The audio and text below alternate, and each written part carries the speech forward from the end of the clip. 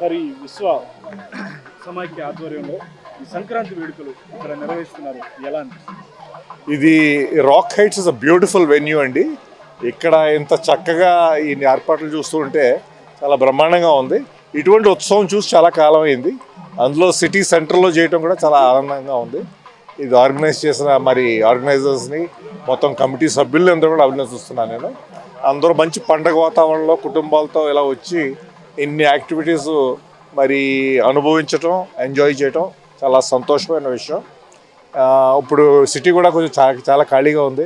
అందరూ కూడా వెళ్ళిపోయారు, రావడం కూడా చాలా ఈజీ అయింది. Thank you sir. కానీ ఇప్పుడు ప్రస్తుతం ఎక్కడ సాంప్రదాయాలు చూద్దామన్నా కానీ అడుగంటిపోతున్నటువంటి పరిస్థితి. ఇలాంటి సందర్భంలో అదంతా ఒక చరిత్రగానే మిగిలిపోతుంది, కానీ తర్వాత తరాల వాళ్ళకి అసలు ఎలా ఉంటుంది అనేటువంటిది రాబోయే తరాలకు తెలిసే పరిస్థితి లేకుండా అయిపోయింది.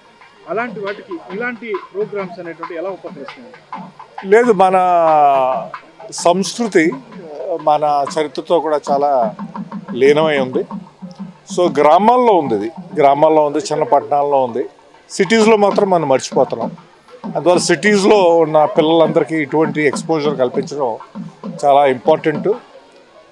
ఎందుకంటే మన సంస్కృతి గురించి, మన పండుగల గురించి, తర్వాత మన అలవాట్ల గురించి, మన వంటకాల గురించి, తర్వాత సంక్రాంతి అంటే ఎందుకు చేస్తున్నాం, ఇవన్నీ కూడా తెలియపరచడానికి చాలా మంచి అవకాశం ఇది.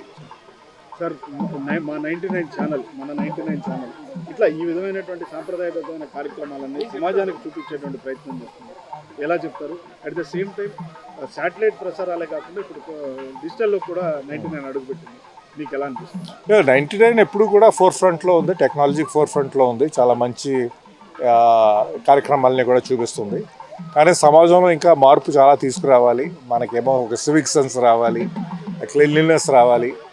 అలాగే మన డెమోక్రసీ చూసుకుంటే ఎస్పెషలీ సదర్న్ స్టేట్స్లో డబ్బుమయమైపోయింది. ఇవన్నీ కూడా మార్పులు వచ్చేలాగా 99 కాగా స్ట్రాంగ్గా ఇన్ఫ్లుయెన్స్ చేయగలదని నేను ఆశిస్తున్నాను.